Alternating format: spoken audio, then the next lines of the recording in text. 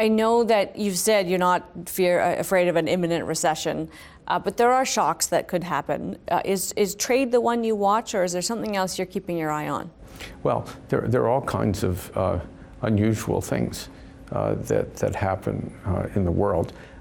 My own sixth sense is that geopolitical issues are the great unknown, which could have very, very substantial consequences, and are really a lot out of the box. So, what happens with Iran, and do they become militarily aggressive, interfere with the supply of oil to the rest of the world from the Middle East? You've got issues like North Korea, what happens there. You've got issues with China on numerous kinds of levels.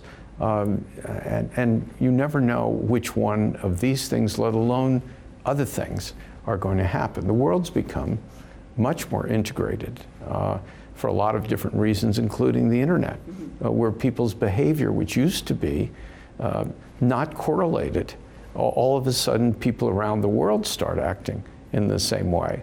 So the conventional economic cycle with overproduction of certain types of goods that lead to, sort of economic slowdowns and so forth, doesn't appear to be what's really the risk to me at the normal moment. What happens with interest rates, which are now so low that it's almost unnatural, and what happens if they reverse? If we get some inflation, that a little inflation would be fine for most of the world. But if that goes up a lot, there are always risks to economies.